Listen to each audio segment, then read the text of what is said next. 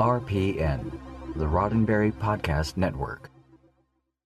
This episode of Mission Log is brought to you by ExpressVPN.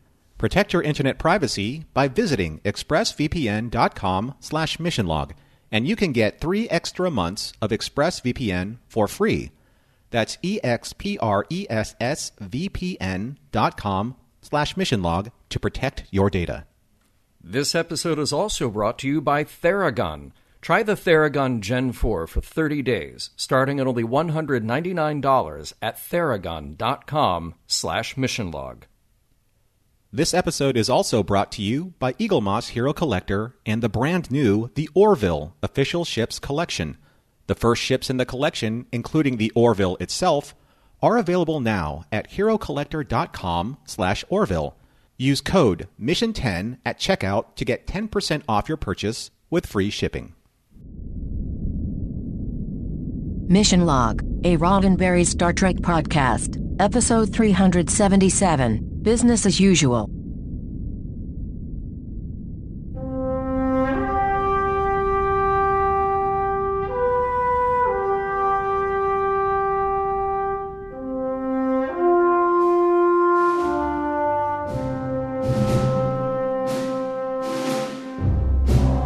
Welcome into another episode of Mission Log, a Roddenberry Star Trek podcast. I'm John Champion. And I'm Norman Lau. Each week on Mission Log, we make you an offer you can't refuse.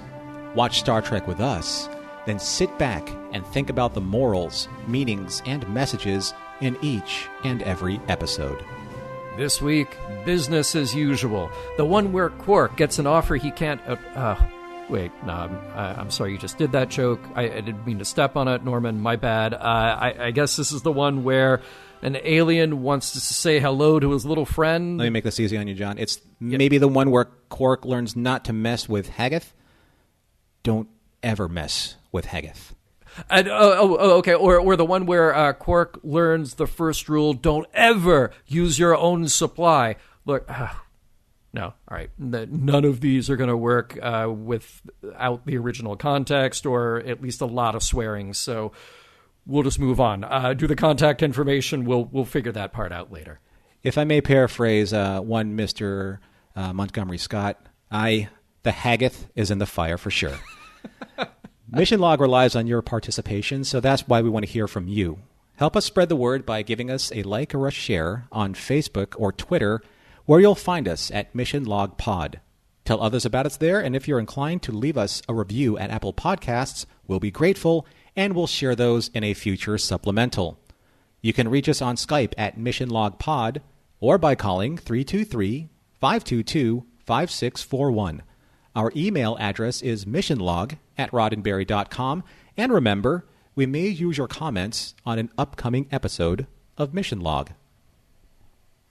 Hey, we'll get to the trivia in just a minute, as usual. But first, a little business, meaning specifically a word from our sponsor, Eaglemoss, and the Orville Ship Collection.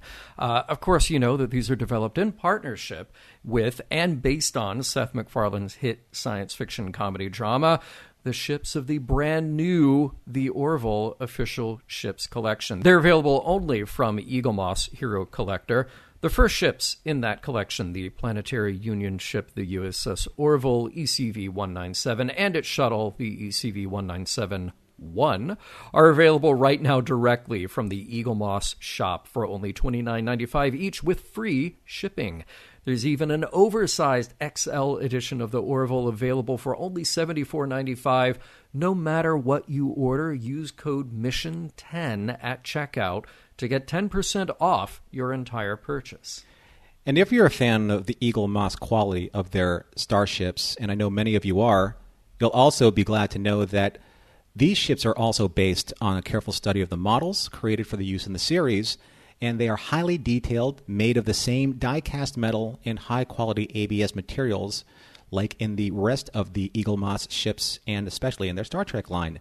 And they are also hand-painted for stunning accuracy. Each ship also comes with a display base, plus a collector's magazine filled with concept art, interviews, and behind-the-scene details of the Orville TV series, of which there is very little of, unfortunately, I have to say, because it just is.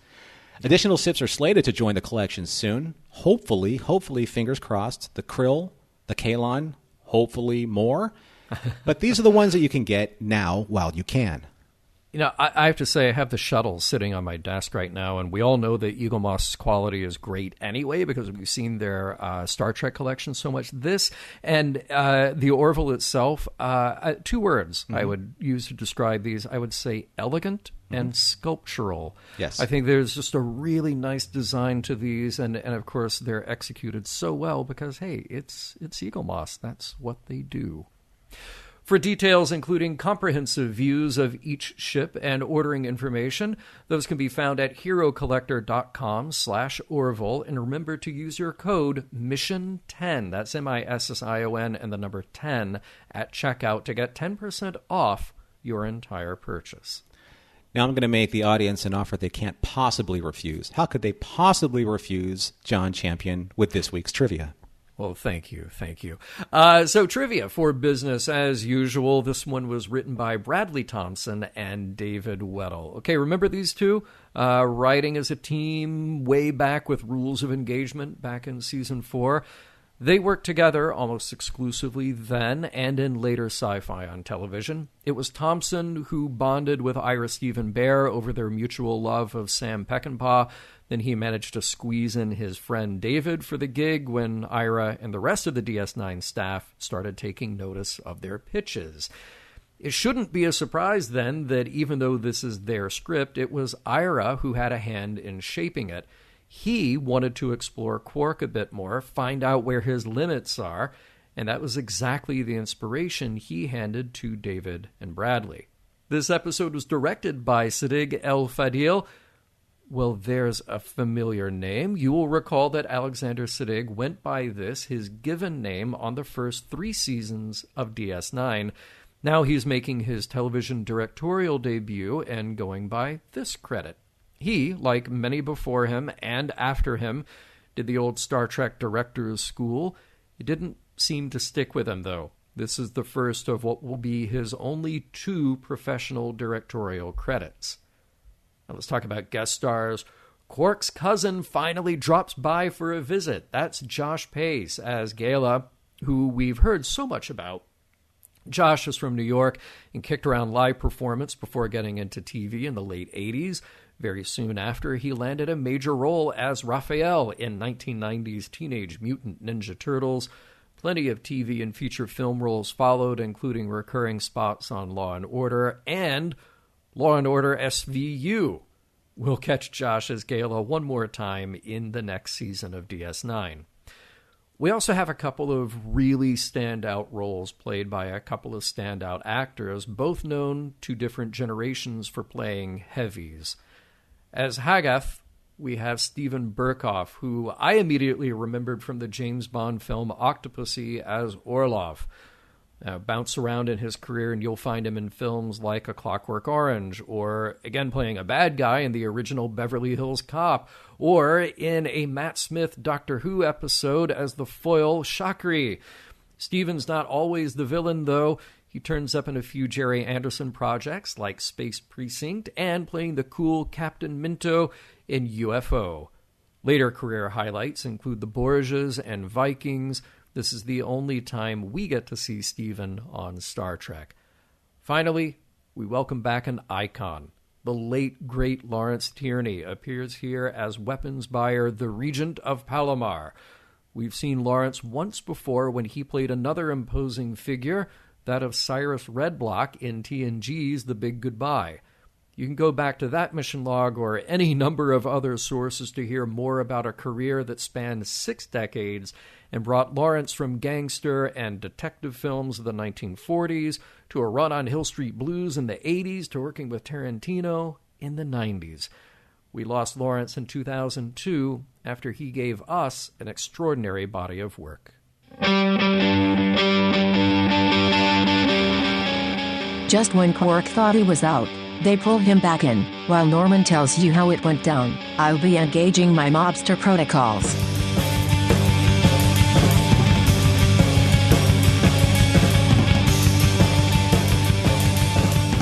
Prologue.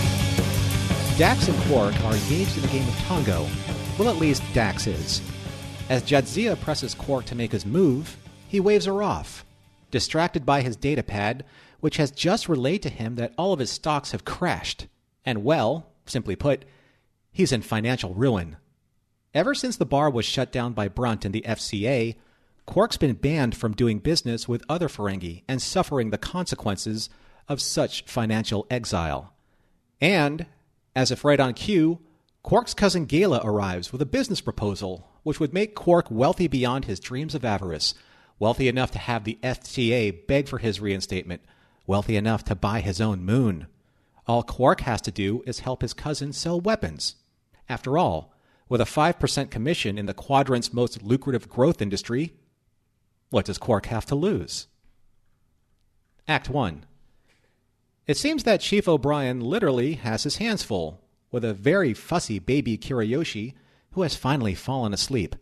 As Jake stops by to visit, the chief tells Jake that Keiko's gone for perhaps another 2 weeks and that his regular babysitter is unable to sit for him at present. So, Big Brother Jake tries to reassure the chief that he can handle babysitting Kiriyoshi until he can't. It appears that only being in his father's arms can keep Kiriyoshi calm and quiet. Having no other choice, O'Brien takes both Kiriyoshi and his diaper bag to work. Meanwhile in Quark's, after rattling a few chairs, tasting a few drinks, and even gazing at Morn to make sure Odo isn't hanging around, Gala's business associate, a well-heeled man named Hageth, walks into the bar looking forward to what Quark has described as an opportunity of a lifetime. Quark's holosuites are the finest in the Quadrant, and Quark has devised the perfect sales strategy to create the most technically accurate holographic replicas of their weapons arsenal for sale and to entice potential buyers. This way, no laws would be broken, and most importantly, Odo wouldn't be none the wiser. Quark, however, is a little concerned about Gala and Hageth selling arms to opposing sides, but in typical Ferengi fashion, Gala quips, but as they say, the riskier the road, the greater the profit. Hageth is pleased with the plan and is ready to do business, but warns Quark, don't ever cross me. And soon after, Quark demonstrates to both Gala and Hageth just how good of a salesman he really is as he closes his first successful holo-arms deal. The plan is working perfectly, and the three toast their new business partnership. Act 2. In Hageth's quarters, Quark sheepishly asks him when he would be seeing his share of the profits, to which Hageth explains that he has taken the liberty of making sure all of Quark's debts are paid first, so that there aren't any complications that may come with a partner who is unencumbered by financial complications. The profits will come, but for now, Hageth apologizes to Quark with a small token of affection, a gift of Andorian glass beads worth a small fortune. During their weekly darts game, Dr. Bashir and Chief O'Brien are engaged in their usual and jovial repartee. This time, it's about Miles bringing Kiriyoshi with him wherever he goes. But in typical O'Brien fashion, he shows Julian the error of his observations.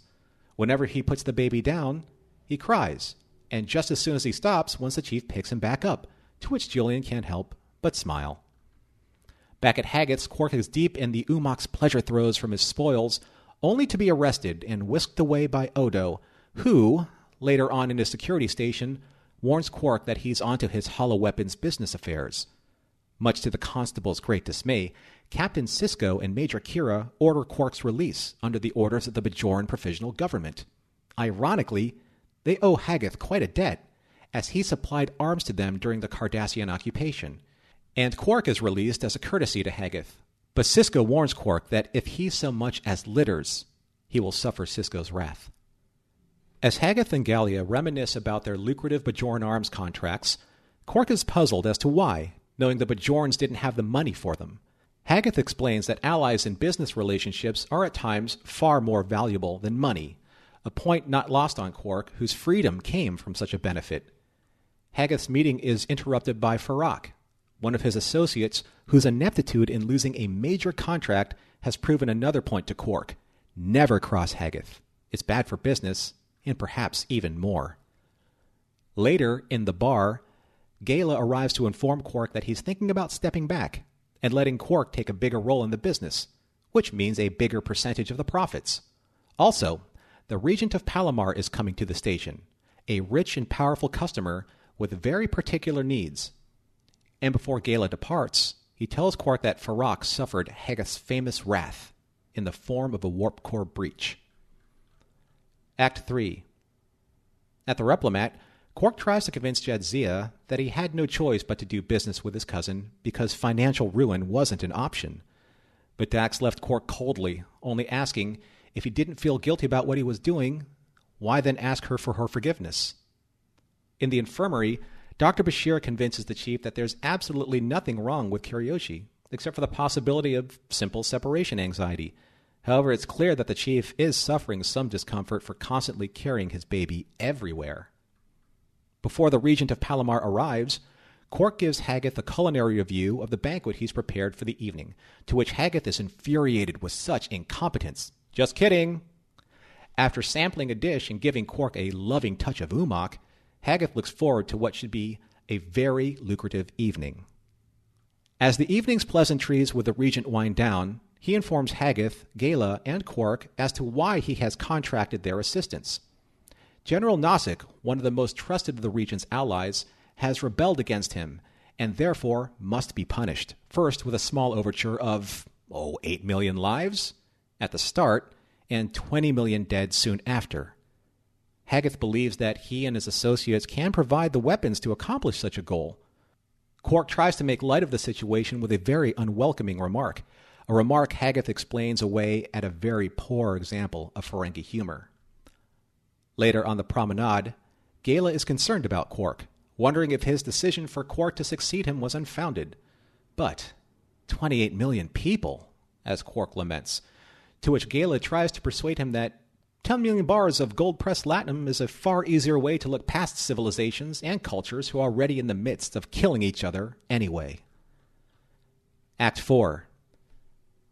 Waking and screaming from a nightmare, where all of his friends and comrades have accused him for sacrificing their lives for his financial gains, Quark asks himself the quintessential question when one's soul hangs in the balance. What have I done? In Ops, a very much alive Captain Sisko, Dax, Kira, and Miles, and pretty soon, all of the Ops staff, stare down at Kiriyoshi, who is sound asleep in the engineering pit. The chief can't explain why. Maybe it's the humming of the consoles, or the lights? To which Sisko suggests that the chief take a few days off. Not so much to relax and recuperate, but to find a more sustainable, work-appropriate solution. But after the baby wakes up. Later, Dax is surprised to see Quark, with a Tongo wheel in tow, in her quarters. Accusing him of breaking in and trying to buy his way back into their friendship, Dax coldly tells Quark to leave and take that thing with him. Quark trying to explain and plead his case to her all the while. Steadying himself for what is to come, Quark takes one last look in the mirror and steels himself to accept his fate, understanding the hard and honest truth to his soul-searching question. What's one life compared to the lives of 28 million people? Act 5. Doing what Quark does best, he approaches Hageth with a new proposal, one that would give Quark the ability to assuage both Hageth's and the Regent's apprehensions about their contracted expectations of the biogenic weapon needed to annihilate 28 million of the Regent's dissidents. 17 million should just be acceptable as 28 million dead, right? With Phase 1 of the plan initiated, on to Phase 2. Much to Gala's surprise, Quark introduces General Nozick, the Regent's mortal enemy and one who is also interested in purchasing arms from them, which would make the entire business venture obscenely profitable by dealing to both sides, a lesson taught to Quark by Hageth and Gala. The riskier the road, the greater the profits, remember? Duping the Regent, General Nozick, and Hageth into a cargo bay where Quark has supposedly stored his biogenic weapon, Quark slips out, and as the shooting begins, waves of security are alerted by Odo to investigate the phaser fire.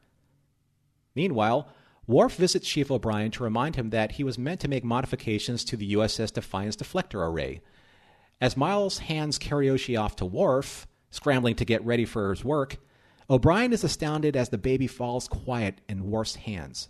Miles places Kiriyoshi in his bassinet and quickly falls asleep, as Worf regretfully confesses to him that he never saw Alexander when he was a baby, calling the chief a lucky man. Later in the captain's office, and even though Quark's plan resulted in saving 28,000,001 lives, the fallout of what happened did result in the death of the Regent, and Haggith and Gala are going into hiding. Nope, let me reread that. Later in the captain's office, and even though Quark's plan resulted in saving 28,000,001 lives, the fallout of what happened did result in the death of the Regent, and Haggith and Gala going into hiding. However, there is the rather expensive issue of all the repairs needed to fix the damages to the cargo bay, for which Quark and Sisko are happy to work out a payment plan. Finally, in Dax's quarters, it seems that all is forgiven, as Dax, in her own way, understands the lengths and risk Quark put himself through to stop the Regent's plan of mass genocide. However, a gift is a gift, no matter if made under emotional duress, as the two friends spin the Tongo wheel, laughing all the while, and once again, as friends.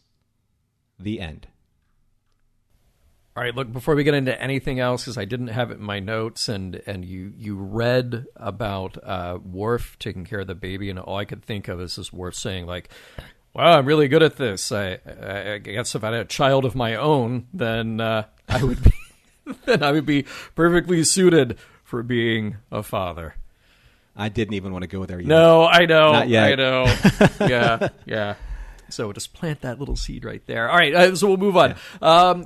It kind of goes without saying, but I do love how in many episodes we see the Ferengi sort of knee-jerk reaction to immediately negotiate for a bigger cut, no matter what the deal is, no matter if they know any details about it at all. Because when Gala comes to Quark and is like, I'll cut you in for 5%, and just the next word out of Quark's mouth is 10. You know, it just he doesn't know anything about this at all. And then I loved it when Gala breezed into Quark's bar, the overtures that he made towards Dax that was so Ferengi. Yeah. Right? Ooh. Just real slimy and overt. Yeah, surprised she didn't turn around and, just backhand him at least. Yeah. I think she's come to expect that. I think that she was kind of like saying, if he doesn't, I must be doing something wrong. It still doesn't make it right, though. I think I'd, see her just turn around like, hey, hands off, Right. Anyway. Also, I do like seeing that owning one's own moon is still a thing and still an aspiration for Quark. It's, gotta have goals. Yep. A little reference to something that has popped up before. And, oh, gosh, there was that line that Jake had to Miles. Like, when's Professor O'Brien due back from Bajor? well, kid, gosh, what, a week, a season, a year? I mean, she does have another child to keep her company now, so, good luck planning to see her again. You know what time it is, John? What time? It is time to spin the wheel of what was it? The wheel of excuses? Yeah. Just get rid this of... time.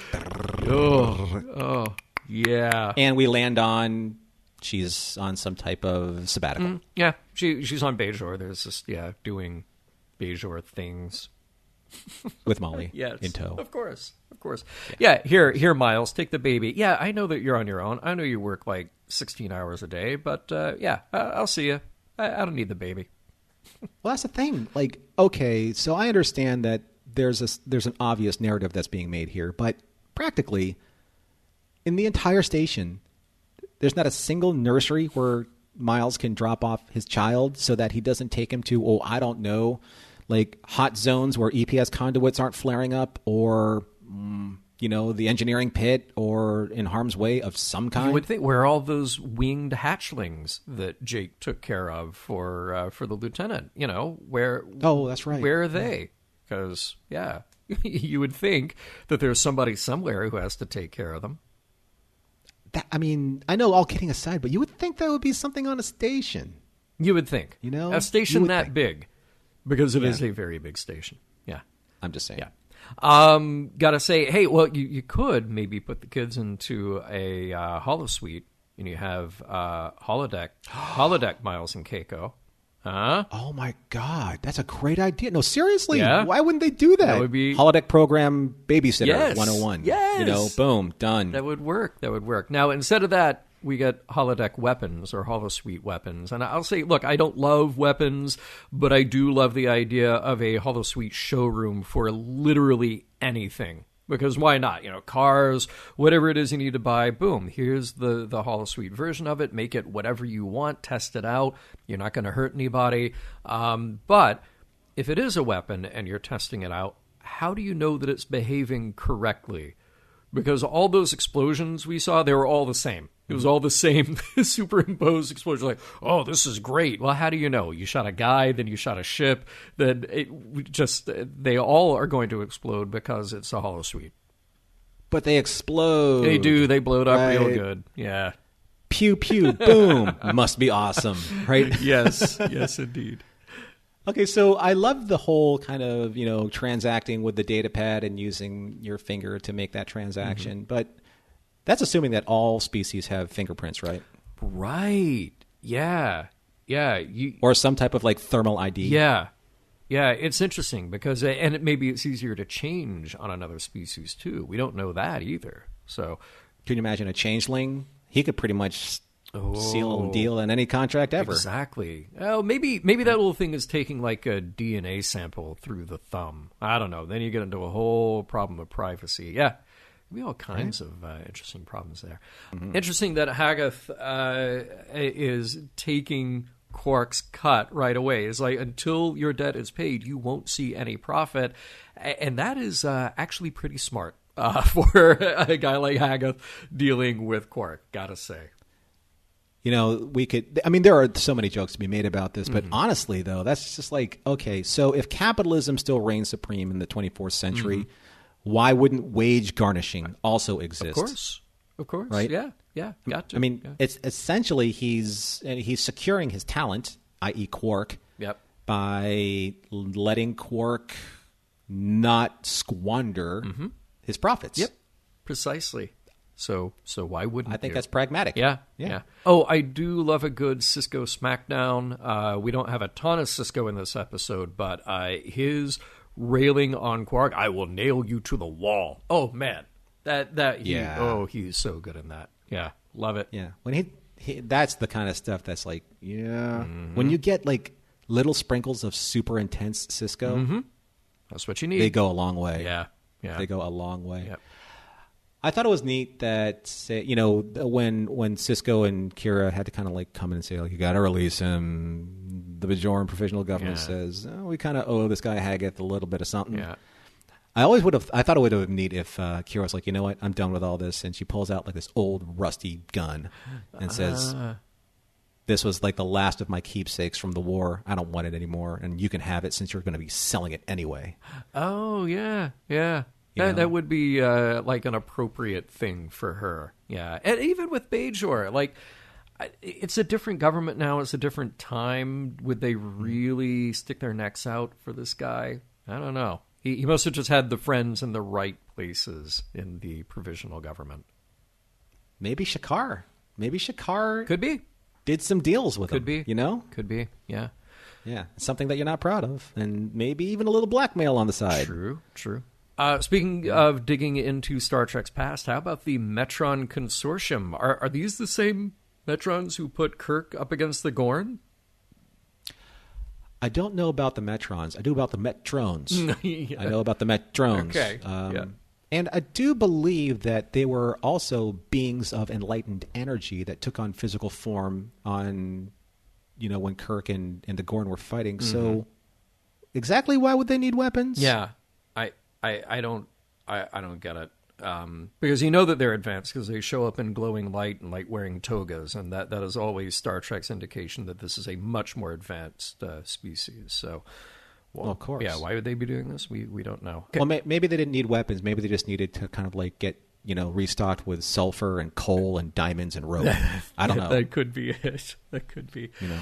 Now, there is a food scene here, so of course I have to bring it up. Those dishes that Quark is presenting that he will prepare for the Regent. Very impressive, very colorful. It's hard to tell exactly what's there, but, you know, like in a lot of Star Trek, you start with a base of noodles, usually darkly colored, like udon or something, or buckwheat noodles, and you throw on something spiky or brightly colored. Boom, it's alien. There was a weird thing in this scene, though. I don't know if you noticed it. The one in the foreground, you got like 3 or 4 people holding these trays, and they have the little like neon light under them. Is the actor acting scared, or was that dish just so heavy with that lighting effect that they were just shaky as it stayed in the shot? Because every time I watched it, I just like, wow, that person's really shaking with that tray of food. Are they kind of spindly, so it kind of over-exaggerated, you know, the shakiness of them? I thought they were maybe somewhat alive, maybe. Oh, okay. You know? Alive, sure. I'll give them that. Yeah.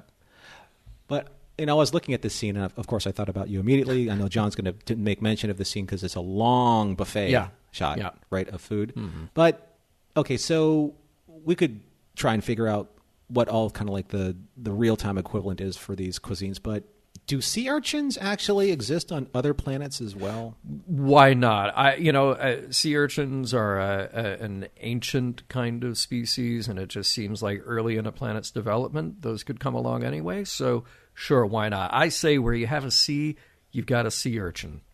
Yeah. Fair enough. Yeah. I personally would have preferred unagi over sea urchin, but that's just me. Okay, fair enough. That scene, though, with Hagath berating Quark and then tasting and praising the food as a joke, I just, in real life, I hate that kind of thing in people. And, you don't come across it often, but it's a bullying thing. And it almost, that scene was distantly related to the one in Goodfellas where Joe Pesci is hazing Ray Liotta when they first meet. Right. It's just, bully's gonna bully, and it just gets under my skin, as it's intended to. I get it. That is exactly what that scene is intended to do, to keep showing you how bad a guy Hagath really is and can't be trusted, etc. But oh man, it's stuff like that really got to me. Well, the great thing about Burkoff's casting is that he plays unhinged so well. Oh yeah. I mean, he could turn on you. He could be like, just like I said, showering you with Andorian glass beads, or just flipping in a second and tearing your ears off or something. He's like so perfectly balanced psychosis. Oh yeah. As his character is obviously, really, really, really bad guy. Oh yeah. As we're talking about weapons in this and figuring out the best deployment of killing these 28 million, we mentioned prions. A real thing, a mutated folded protein that can transmit its shape to healthy similar proteins, usually causing degenerative neural disorders. See also mad cow disease. There's your Boston Legal tie-in. And, and we have a reference to Quadrotriticale. Of course, we remember that from Tribbles. And hopefully, I haven't checked lately, but hopefully still available as a beer, which to specify, that is a Belgian quadruple made with triticale, which is a wheat-rye hybrid. So Stone Brewing, if you're still making it, you know who to send it to. One last thing, a little more serious note here. Did Dax's extreme reactions to Quark feel natural to you, feel motivated and earned here? Because they seemed a little strange to me. There are strange pairings from time to time in the episodes, especially when you're trying to pair up someone with, kind of like the Jiminy Cricket or the consciousness or the conscience of the character who's, in questioning himself or herself. I didn't buy it. Yeah. It just... First of all, I didn't know that they were that close, that they would be chilling playing tango, just for, strips of gold-pressed latinum. And secondly, why would she be so irate? Most of the time, I've always just seen any of the command staff just kind of shrug him off and let this is actually some type of law or some type of, something that Odo wants to bust him for. Everything else after that, though, is just kind of like he's just kind of like a nuisance. I feel like if we need anybody to put Quark in his place, it needs to be Kira, typically. I didn't buy it was Dax, but hey, we can return to that in the wrap-up. Someone once said, you can get further with a kind word and an unregistered black market disruptor than you can with just a kind word. We'll get back to business as usual, but first a word from this week's sponsors. Hey, Norman, let's say that I'm concerned about privacy, and not just online privacy, but real world privacy. So let's contrive a situation like, let's say, I'm in the men's room, maybe at an office, something like that. You would assume, right, that I would close the door. For something private like that, right? Right. So I want to maintain my privacy by closing a simple thing like closing the door, because I wouldn't want random passersby to peek in. That would just make sense, right? Makes sense to me. Yeah, I would think so. I'm glad that you agree with me. So using that same logic, I would say that using the internet without ExpressVPN, sort of like that situation, sort of like me walking into a men's room and not closing the door. That would just be crazy, right? Well, I mean, privacy is everything. You don't want anyone walking by as you are having a private moment, in the same way you do not want your internet service provider, say Comcast or Verizon or whatever service provider you use, to know every single website you visit. And what's worse is they can sell this information to ad companies and tech giants who will use this data to target you. So ExpressVPN, much like closing that door in the bathroom, puts a stop to this. It creates a secure, encrypted tunnel between your device and the internet so that your online activity can't be seen by anyone. I use ExpressVPN on all my devices. It works on everything, my phone, my laptop, routers, so that everyone who shares your Wi-Fi can still be protected, even if they don't have ExpressVPN. And I would say that the best part of using ExpressVPN is that it's easy. I might even say it's as easy as closing the bathroom door. Yes, you just fire up the app, click one button, that's it, and you're protected. Done. And that's why ExpressVPN is the world's #1 rated VPN by CNET, Wired, The Verge, countless others. So if you're like me, and you believe that your online activity, as well as personal activity, is your business, secure yourself by visiting expressvpn.com/missionlog today.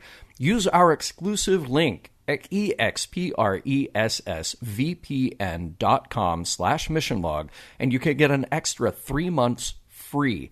That's expressvpn.com/missionlog. John, something I think about pretty much every day is how much stress I'm under.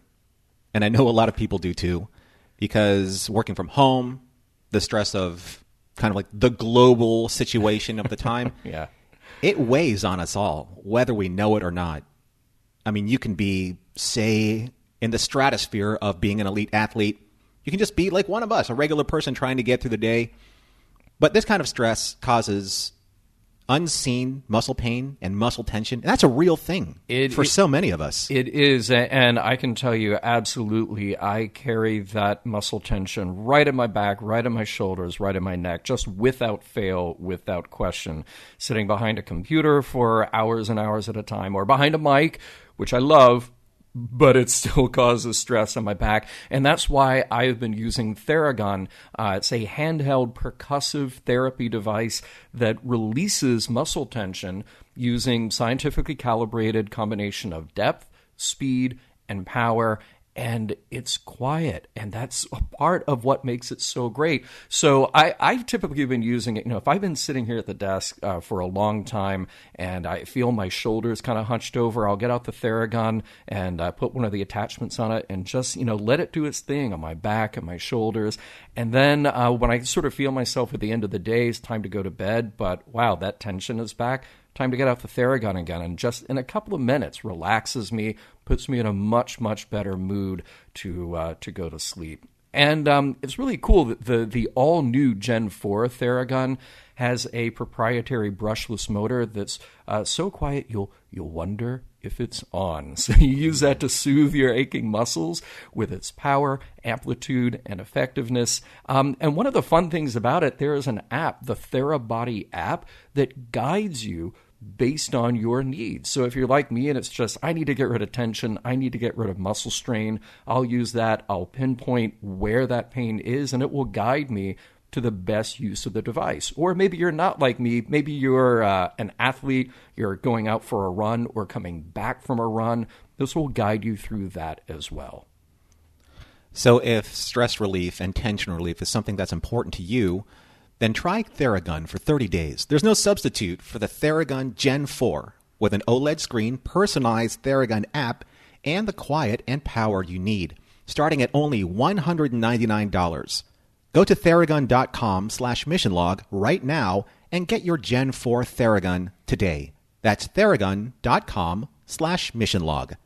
Theragun.com/missionlog. So every character on DS9 has gone through changes and had long arcs. I mean, clearly that is one of the strengths of DS9, is allowing these characters to evolve. And it's interesting to me that sometimes those changes are by design. Sometimes they're happy accidents, like as we talked about in Dr. Bashir, I presume. They just sort of landed on this happy accident. Like, how do we develop Bashir further? What's the secret? Oh, now this answers so many other questions about him. We have seen Quark go from criminal to lovable scamp, and then we have these flashbacks where he's really just like, I wouldn't call him immoral, I would just say amoral to what's going on around him, whether it's the Cardassians in charge or the Federation or whatever. He's also a guy who is going to kill his own brother, or conversely be killed by his own brother, to the guy who has a conscience about the outcome of his business dealings. Now, I'm not saying it's a bad thing that he's changed, but I always want to know if that was part of the plan, or maybe a realization that they couldn't just keep writing Quark as a potential criminal and get him out of it each time, or that maybe audiences really took to him. So Quark had to have some redeeming qualities. You couldn't just have the audience constantly pulling for the criminal on board. But I'll pose it another way. Has he had too much root beer? Is this is something wearing off on him? I pose all of this because I think there's a production reality of how do you write a character? How do you deal with that character over time? 5.5 seasons now, versus the in-universe questions like what actually is becoming of this guy? I think it's fair to say that Quark has had this really interesting trajectory about being exiled from his own culture and understanding kind of his role in DS9, how people depend on him, how they've come to his bar post the closing by the FCA, how people have come to rely on him as, I believe Rom said this, as a man of importance on the promenade. And he's no longer influenced by the overall Ferengi culture per se, and I think that the root beer is working. I really do. Okay. I think that the analogy or the allegory of the root beer equating to the Federation, how it is insidious and it's bubbly and light and fun, and it just undermines every single thing that you possibly think should never be able to manipulate you from the perspective of the Federation. Quark is becoming I'm not going to go as far as saying a good person, but he's becoming a decent person, a decent being. Let's maybe look at it in an in-universe way, that here's a guy who is resigned to the powers that be when it's the Cardassians who are in charge, and he's just trying to make a living, make a profit, not get killed in the process. And sometimes that means doing unsavory things. Now the Federation comes along. Maybe he has actually evolved into seeing like, oh, wait, there is a better way to do things. And not only is there a better way, these are actually the people who can protect me, potentially, from what lies out there. Whether it's the Klingons, who we've just been through a skirmish with, whether it's whatever is coming from the Dominion or this new alliance with the Cardassians, maybe it's a bit of growth in that respect for him. That's like, oh, wait, there is something to be gained from a principled position, not just staying out of the line of fire. I think that there's obviously a certain level of Quark that exposure to so many noble and principled people in some way has at least proven to him that not every transaction that's successful has to do with the exchange of goods or money for profit. But, I mean, that's obviously the Ferengi cultural way. However, the Ferengi culture isn't on display on Deep Space Nine. Yeah. And sometimes you can't help but your thinking can be modified by your surroundings. So take, for example, on a normal day, most of what you're thinking about is work. You're not really thinking about what you want to do for the rest of the day, your free time. Everything is molded by your decisions at work, your friends at work, the experiences at work. Never really a thought of your own. And sometimes you take that home with you. That's Quark.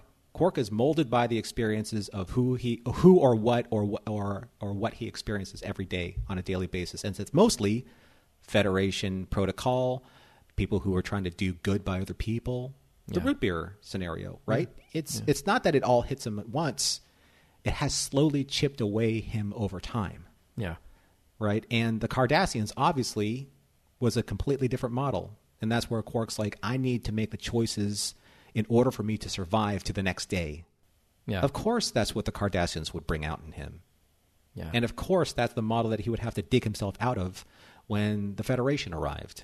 And interesting that this is all with the underlying Ferengi indoctrination that the only thing important is how you make a profit, regardless how that affects other people. But every now and then they'll throw in something that is a little more principled. I mean, whether you want to say that, okay, we're going to let war is good for profit be outweighed by peace is good for profit. It's so funny. Yeah. I mean, it's funny that those two rules of acquisition are right up against each other. They're back to back. Yeah. Well, all right, so let's talk about war. Let's talk about the weapons that are at the center of the story, because I thought this was interesting. There are other times that Star Trek has dealt with similar things, but what I liked about this episode is that it isn't so much a story about weapons the way that, say, Next Gen's The Arsenal of Freedom is. In that one, for those who may not remember, that was where the Enterprise crew find the automated display weapons of a long-dead civilization, and they sort of, had destroyed themselves in the process. And it's about the insanity and the kinds of weapons we build and ensuring that we can and will destroy each other with alarming ease.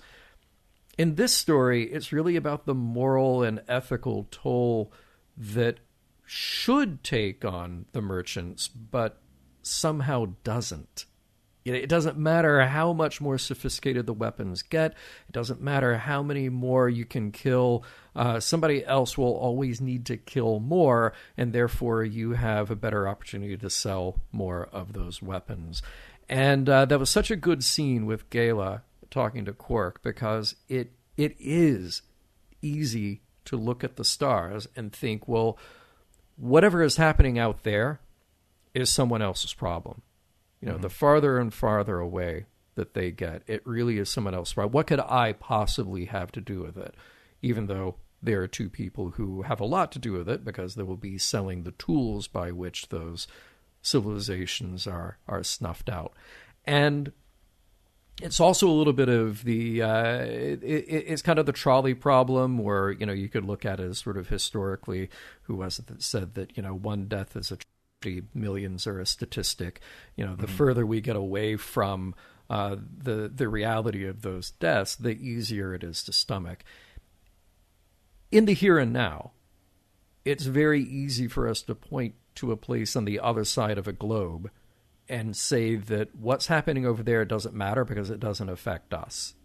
So right. What if one regime constantly violates human rights or subjugates women or kills people of different faiths? It doesn't matter as long as their checks don't bounce when they buy our weapons. Mm-hmm. And I'm not going to name names here. I'm not going to name countries here. You all are smart enough to Google and, figure out what you want to about that. But we do it in small ways. We allow certain conveniences in our lives that we may have because of the exploitation of others. But then on a much scarier and much bigger scale, we also turn the other cheek when there is a matter of political or monetary convenience for us, even though it literally translates to the deaths of others. And every now and then we'll hear about one or two that, really get our ire worked up. But that's a rarity that actually happens. We're actually okay with that happening on the day-to-day because we don't hear about it that much, and it's too far away for it to really be a problem in our own backyards. Yeah, that scene with Gala and Quark staring out of the promenade is probably one of the more stirring scenes I've seen in a while in Star Trek because it's so relevant. And especially because, and I absolutely agree with you, that the more distanced you are from the plight of others, the easier it is just to forget about that people are suffering. And especially, if I can't do anything about it, why should I even care? Yeah. Right. So, and the justification of, well, I'm selling half my weapons to this side of this equation and the other half to this side of the equation, and they're both trying to kill each other anyway. So what's the harm in me making a little bit of side profit? Right. Yeah. I mean, they're going to do it regardless of if I sell them or if you sell them or if somebody else sells them. Yeah. Right. And what we're talking about here is we're talking about kind of like the capitalism creep in the 24th century. Right. Because the capitalists of the 24th century, i.e. the Ferengi or these arms dealers or people that they're basically monetizing and increasing their profit margin off the death of others, they don't care about how many people or how many lives they destroy, how many stars that they blink out of the universe, right? They care about the margin. And that's where, the scene where the regent says, I want 8 million dead. Sure, that's shocking. And then another 20 million on top of that. And all Hagath's death is like, so exactly how are we going to calculate for these losses to secure the regent's needs? That is the final solution discussion. Yeah. It becomes a math problem, a logistical problem, rather than a well, we would say human for us, but a personal issue. Yeah. I was bone-chilling watching that. And even though I know Quark was trying to insert some humor or try to even make a point through humor, the way that both Gala and Hagath just brushed it off, it was disturbing to know that is still happening in the 24th century. Again, there's a certain vision of Gene's vision that I still believe in the optimism and kind of like the greater aspirations of humanity. And then I still have to remember that who is perpetrating these crimes, at least in this story, aren't necessarily all human. Hagath is. But now you're dealing with all these other cultures, which means that it's an easy way for, I say, the writers to slip in that allegorical equation of what if the worst parts of humanity still existed in the 24th century? And how do we approach addressing those through non-human cultures? Yeah. Because obviously the Federation, we would never be doing that. That's against the rules of being Star Trek, right? But the aliens can. The Cardassians, the Bajorans, the Ferengi, right? So I always found it very fascinating that we have to study those points of view through those characters. But at the same time, though, those issues, those human weaknesses still exist as a storytelling standpoint. Well, I'll tell you something that is very human in all of this, and that is the sort of seduction that's going on with Quark. And, I've sort of titled this under Honor Among Thieves. We have this elegant dinner scene where the regent is, talking about honor and how betrayal is the one unforgivable thing. And sure, they all have their limits around what is acceptable or not, but at the end of the day, they're crooks benefiting from the exploitation and deaths of others. Sure, they're making money, they're spending it wildly, they have aspirations to do all these other things. Quark wants his moon still, and they all have their own justifications for what they do. And this layer, like I said, of sophistication, but they're criminals. There's no simple way around that at all. One of my favorite sayings is, a person who is nice to you but is not nice to the waiter is not a nice person. And here is Quark's first problem. Well, it was Gala's problem first, and then he brought that problem to Quark. But Quark's inability to see through this veneer and see through, like, oh, wait, this guy, as much as he may lay it on thick, as much as he may put money in front of me or whatever power or benefits come with that money, this will lead to no good no matter what, and there's not going to be an easy way out no matter what. One thing that we never really put together was the coincidental nature of Gala arriving just as Quark's prospects tanked. Right? Sure. It wasn't like it was a span of years that he's, that Quark lost his fortune. He's about to lose the bar. He has basically his lobes up in hock. But it's just like almost instantly Quark loses all of the rest of his money. And then Gala comes in and offers him this deal. And then confesses to him that eventually I want to get out and you being my successor. How have we not seen that this was set up by Gala the entire time? Yeah. Right? I mean, it was just kind of like this revelation, and the timing is just so perfect to, hey, you know what? I want to get out. I think that Haggith is a psycho, and I've made my money, and I don't want to live under the fear of his regime anymore. If I make one mistake, I'll end up like Farak. Yep. And I'm out. And Quark, sorry, but I tanked all your stocks. It was me. Right. I manipulated the whatever trading that you've been doing, and then now you needed to actually basically, you had no choice but to accept my help. I'm just going to hand you another ambitious Ferengi who, wants success as much as anybody, and then to make him look really good in your eyes. Yeah. Right. Quark, you are being played, my friend. Big time. Yeah. And it's too bad because that is, again, this very human thing is the blinders tend to go on when the prize that we want is so close, so tangible. And for Quark, that prize is the money to not only get him out of debt, but get him back up to this profitable status that he wants. And also, I mean, in a way, freedom is a sort of currency. So I think, Gala is embracing the whole, never let family stand in the way of profit. Yeah. Profit for him being freedom. Right. I saw another interesting thing in this episode that I wasn't sure if it was pertinent or not to the discussion, but it has something to say about the desensitization of simulated violence. And it's basically the VR weaponry scene. Yeah. Where Quark is allowing his buyer to basically just kill indiscriminately with the weapons that he's going to buy. Mm-hmm. That's something that I see happening a lot in, say, VR, where VR is so accurate now that you can arm yourself with pretty much anything that's out there for sale. Like machine guns or knives or tanks even. Mm-hmm. And it gets to that point where have the politicians been right this entire time about the influence that video games, especially as real as they are now and as realistic as they are now, can influence somebody's ability to do harm because of the desensitization of the violence that you're perpetrating in the game as opposed to outside the game. That distinction is no longer being made, especially with people that are struggling with reality. Mm-hmm. Essentially, not being able to distinguish between fantasy and reality because the games are so accurate. Yeah.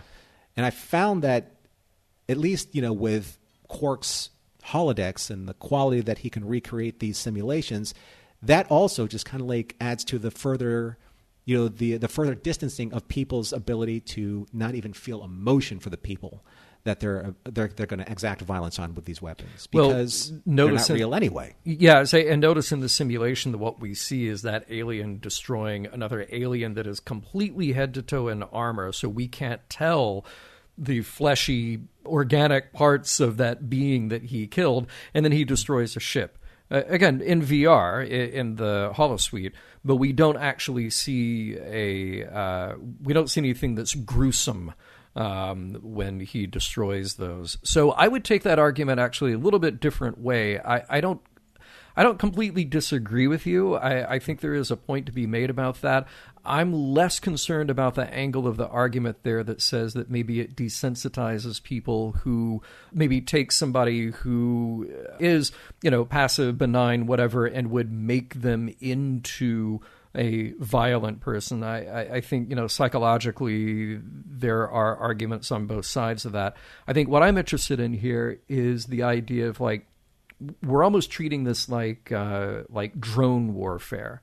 Okay, of course. You're creating a separation between the person who pulls the trigger and where that weapon is that's actually doing the damage. In this case, we're testing it out in VR. We're showing off here's what could happen. And then for Quark, he gets to rest easy at night because, I just sold something to somebody who was playing a game in a simulation. I don't actually have to be there when that person or that person's army ransacks and destroys a city or ships or a world or whatever where there are living beings. So it does, in the respect that you're talking about, create this layer of separation between the commerce and the reality, the outcome of that action. Right, and it's a training tool. I mean, they're training tools in every respect. Yeah. So basically, you are giving someone the tools to be able to do and act and fantasize through, this incredibly realistic technology, something that they may or may not have planned about living out, but now can, and now it's somehow feeding into a certain darkness within them that they can't stop. And I find that just, at least, in real terms, in real-time terms, that's terrifying, but also that it's been perfected 150 years from now, so it doesn't necessarily have to be based or anchored to humanity. It's now available for everyone. So that's, it's a cautionary tale of technology and what it can do to you.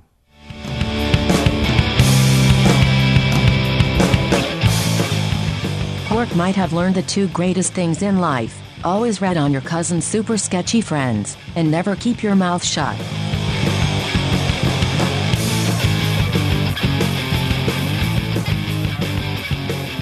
Well, John, I have to ask you the ultimate question. Have you been able to refuse my offer to get to the end of this episode and talk about the morals, meanings, and messages? I thought you were going to say, do you want to make a deal? And ready I'm not for Monty that, Hall. If only it were just a game. Right. Let's talk about business as usual. I'll start with the unpopular opinion first, which is to say this: Steven Berkoff is great. He is a great actor. He brings everything that's needed to a role like this: sophistication, menace, gravitas, a little bit of humor, danger, etc. He's good because he's always good. But here's the unpopular part. I don't love the way this character is written. He's a little too arch, a little too obvious. It's not him. I think it's the writing, because some of the lines he has are overwritten in a way to make him appear erudite and powerful, but some of that dialogue comes across as clunky and trite.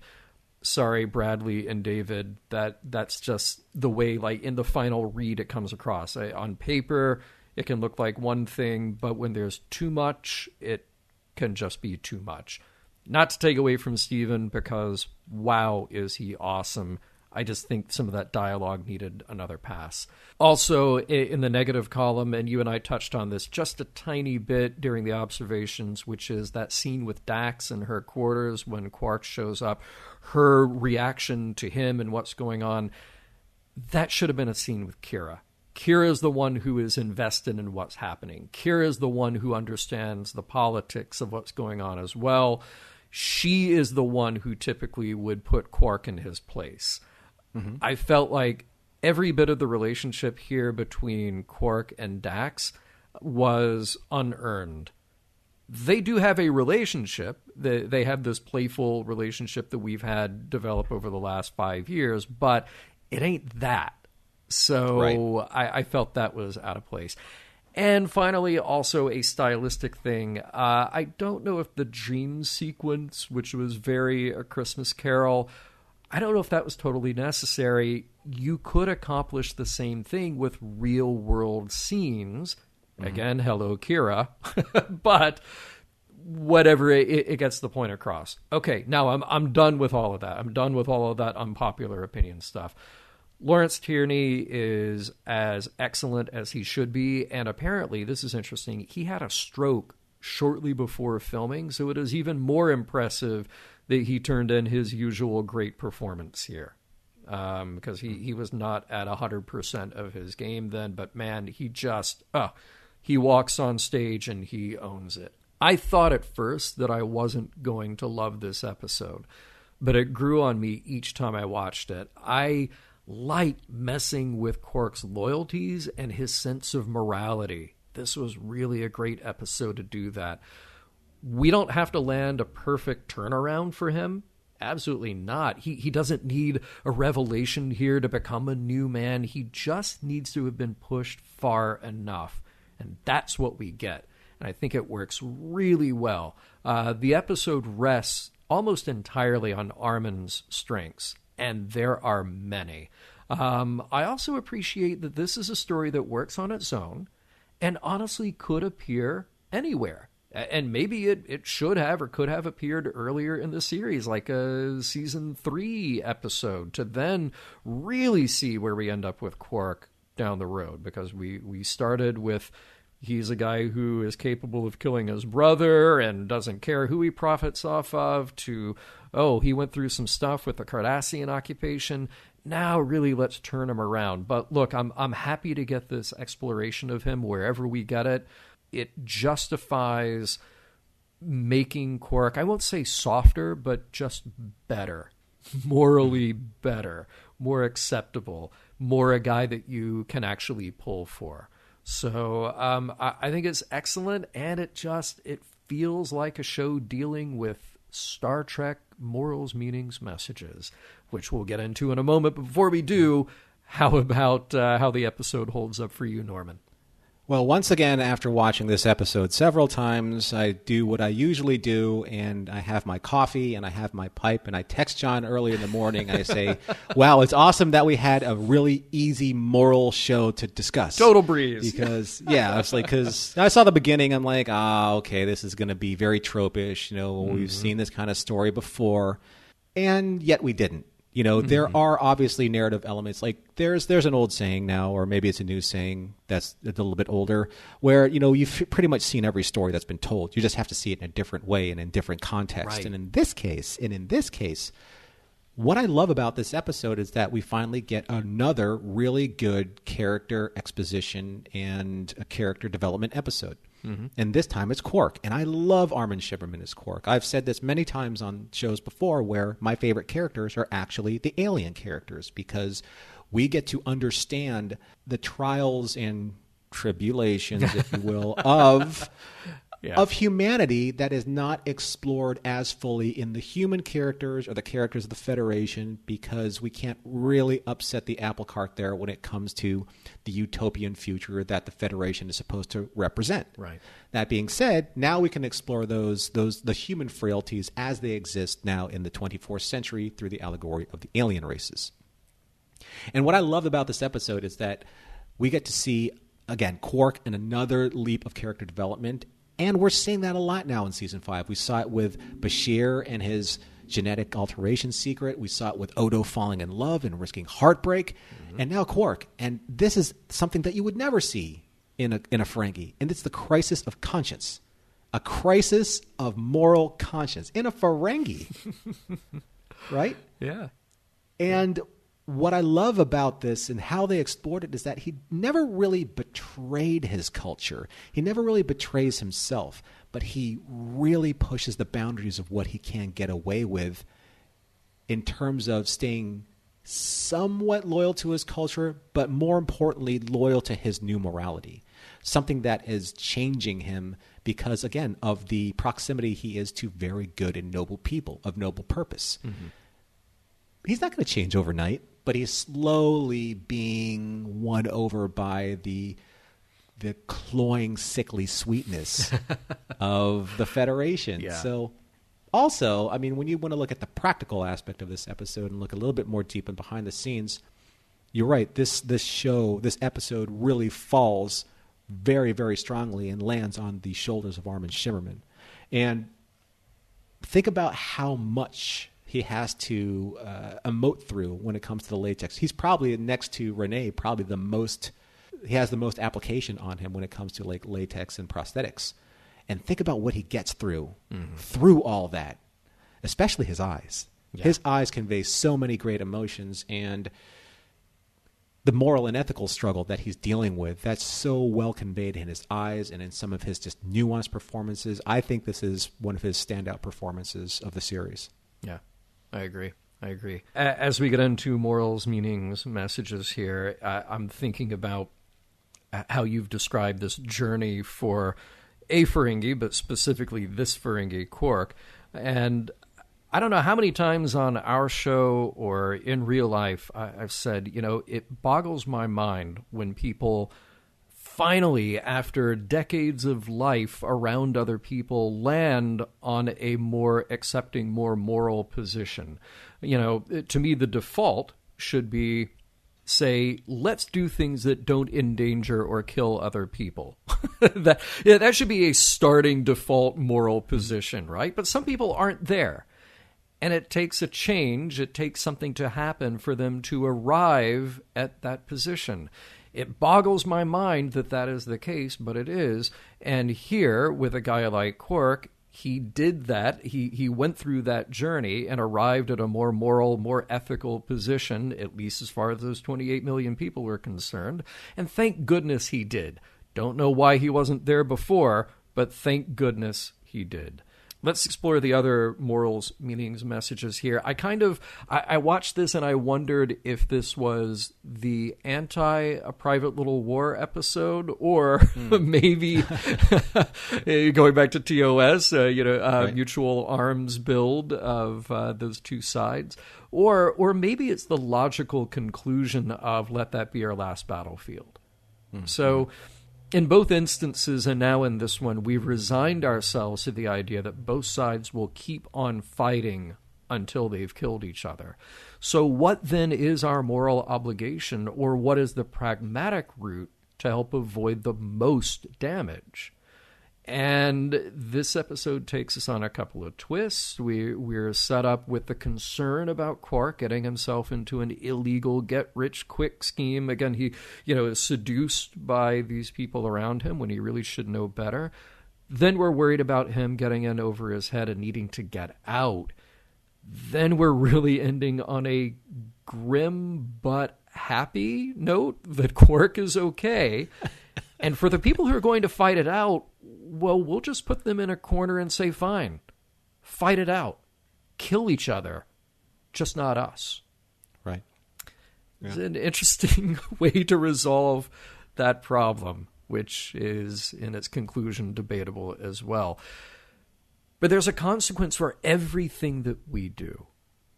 Sometimes we don't know exactly what those are, and we have to make good ethical choices based on the information that we have, even if it's incomplete. And the other thing here that's explored in this episode is that greed is a powerful thing. Some people align themselves so to their own needs, whether it's revenge or wealth or power or whatever, plug in whatever you want there, that they lose the empathy necessary to make those good decisions. Everybody has a price, it seems, at least Quark does in his representation of parts of humanity. It's just a matter of negotiation, and thankfully he found out that the cost was far too high on this one. How about you, Norman? Well, I'm glad that you mentioned that everybody has a price, because that is another rule of acquisition. Right? Yes, they write themselves. Mm-hmm. And if I may, to round out your references to the original series about these episodes that in many ways are spiritually connected to business as usual, I would also throw in a taste of Armageddon, because now you're talking about distance drone warfare, where wars become so neat and tidy. You've perpetuated it for over 500 years. You don't get to see the devastation and the horror of war, right? So what does it matter if you just keep bombing like sending people into death chambers just because the casualties lists say so? Sure. Right. So that's I think spiritually connected to this as well. Yeah. But I also think that this is, and I thought I was going to land on it fairly easily, but I did it in a different way. I thought about it in a different way. Mm-hmm. And at the beginning of the episode, when Gala arrives and has this solution to all of Quark's woes, what I saw at the very beginning was what everyone has probably seen in once or twice in their fandoms as the Faustian contract. Oh, absolutely. Right, the Faustian contract. Yeah. So it's quite possibly one of the most recognized moral dilemmas in the history of narrative, fictional or not. I mean, how many of us have made that quiet deal with the devil, right, or with God? Or some people believe they're just different sides of the same coin, to offer up whatever price needs to be paid, whatever sacrifice needs to be paid to save a loved one from dying, or to save him from sickness or falling in love. Yeah. And in this case, it was for Quark to be showered with riches, to get him out of poverty, to secure his financial wealth, to buy that moon. What does he need to do in order to do that? Who does he need? What deal does he need to strike with the devil in order for that to happen? This is the Faustian bargain. This is the deal with the devil. And I looked deeper in this. I want people to have a better understanding and put the definition of this into the context of this episode. And on the Encyclopedia Britannica website, it describes the Faustian bargain as a pact whereby a person trades something of supreme moral or spiritual importance, such as personal values or the soul, for some worldly or material benefit, such as knowledge, power, or riches. Right? The Faustian bargain is made with a power that the bargainer recognizes as evil or immoral. Faustian bargains are by nature tragic or self-defeating for the person who makes them, because what is surrendered is ultimately far more valuable than what is obtained, whether or not the bargainer appreciates that fact.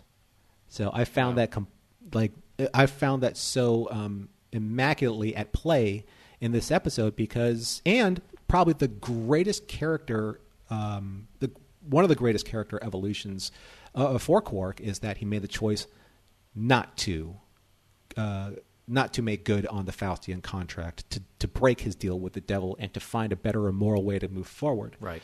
And you did mention greed as being a powerful motivator for Quark. And of course, I could bring up one of the greatest sound bites in modern cinema history, where Gordon Gekko says greed is good. Yeah. But again, in context to this episode, I'd like to quote an excerpt from Wall Street. And if you superimpose Bud Fox for Quark and for Gala or Haggith as Gordon Gekko, Bud Fox asks, "Tell me, Gordon, when does it all end?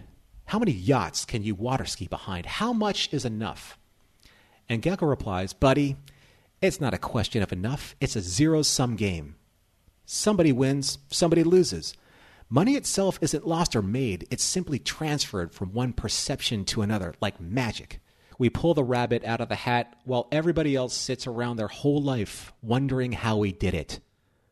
Well, Quark knows exactly how they do it. The question still remains, Even if one person walks away from that path and saves 28 million lives, how do you stop the next Gala or Haggith from recruiting another naive and greedy Quark from picking up where he left off? Mission Log is produced by Roddenberry Entertainment. Executive producer, Rod Roddenberry. Our website and your opportunity to comment and connect with us is at missionlogpodcast.com. If you'd like to support Mission Log directly, you can do so at patreon.com/missionlog. Enjoy all the great Roddenberry podcasts at podcast.roddenberry.com. And for more Star Trek news and discussion, visit trekmovie.com. On the next Mission Log, Ties of Blood and Water.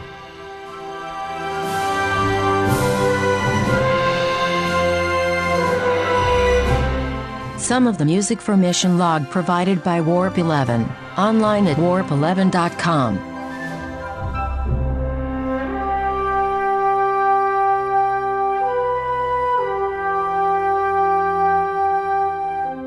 I've got a great idea to make some quick money. You know who's probably in the market for lots and lots of holographic weapons? Amir 7.